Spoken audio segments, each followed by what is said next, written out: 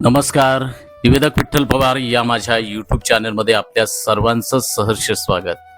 मित्रांनो, जर तुम्हाला प्रभावी सूत्रसंचालक व्हायचं असेल तर निवेदक विठ्ठल पवार या यूट्यूब चॅनलला आत्ता सबस्क्राईब करा, कारण इथं दररोज आपल्याला नवनवीन मार्गदर्शन मिळतंय, तेही मोफत. मित्रांनो, आजचा घटक आहे नवीन लोकांसमोर कसं बोलावं याचं मुद्देनिहाय मार्गदर्शन या व्हिडिओच्या माध्यमातून आहे. त्यासाठी व्हिडिओ शेवटपर्यंत पहा. एक, सुरुवात प्रभावी करा. फर्स्ट इम्प्रेशन स्ट्रॉंग ठेवा. पहिल्या 10 ते 20 सेकंदातच लोक ठरवतात की तुम्ही कसे आहात. उदाहरणार्थ, माझ्या समोर बसलेल्या सर्व मान्यवरांना आणि मित्रांनो, आज मी तुमच्या समोर एक छोटासा पण महत्वाचा विचार मांडणार आहे. आवाज स्पष्ट आणि स्मितहास्य ठेवा. 2, स्वतःची ओळख साध्या शब्दात द्या. खूप मोठी, गुंतागुंतीची, अडचणीची आणि आडवळणाची ओळख कधीच देऊ नका. उदाहरणार्थ, माझं नाव विठ्ठल पवार आहे आणि मला सूत्रसंचालनाची आवड आहे. एकदम साधेपणा आणि विश्वासानं त्या ठिकाणी आपली ओळख करून द्या. 3, नेहमी सोप्या भाषेत बोला. सहज, सोप्या, ओघवत्या भाषेत बोललेलं समोरच्या व्यक्तीला पटतं, त्याच्या मनात ठसतं. त्यासाठी मित्रांनो, अवघड शब्द वापरल्यानं लोक डिस्कनेक्ट होतात. उदाहरणार्थ, मी आपल्या समोर प्रास्ताविक विचार मांडत आहे. मी एक सोपी गोष्ट सांगतो. 4, सर्वात महत्वाचं म्हणजे डोळ्यांचा संपर्क ठेवा, अर्थात आय कॉन्टॅक्ट. खाली बघत बोलला तर आत्मविश्वास कमी वाटतो.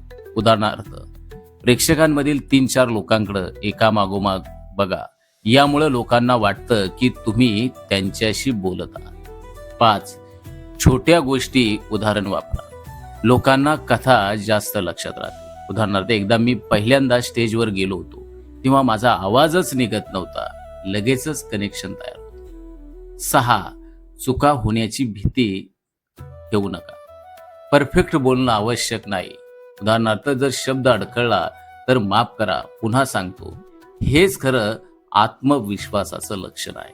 7, शरीर भाषा अर्थात बॉडी लँग्वेज सांभाळा.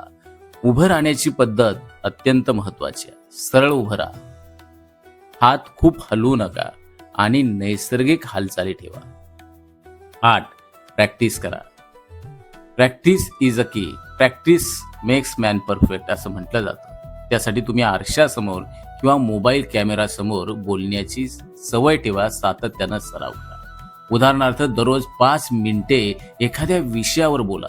हळूहळू तुमचा बोलण्यातील आत्मविश्वास वाढत असतो. 9, छोट्या गटातून सुरुवात करा. होय मित्रांनो, थेट मोठ्या स्टेजवरती जाऊ नका आणि लगेचच तुम्हाला मोठं स्टेज कधीच मिळणार नाही.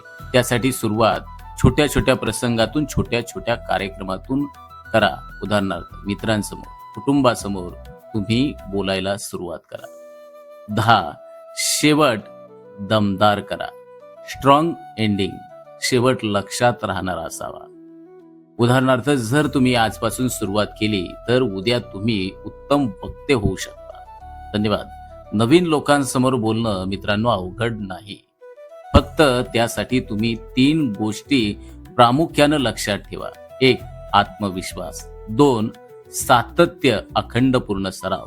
3, बोलण्यातील साधेपणा, सहजपणा. मित्रांनो, जर तुम्हाला सूत्रसंचालन आणि प्रभावी बोलायला शिकायचं असेल तर निवेदक विठ्ठल पवार या यूट्यूब चॅनलला मित्रांनो आत्ता सबस्क्राईब करा, कारण निवेदन आणि वक्ता या मिशनमध्ये तुम्हाला सहभागी व्हायचंय. तर आत्ताच या चॅनलला सबस्क्राईब करा. व्हिडिओ आवडल्यास लाईक करा, शेअर करा आणि तुमचं देखील मत कमेंट्समध्ये आम्हाला नक्की कळवा, लिहा. धन्यवाद.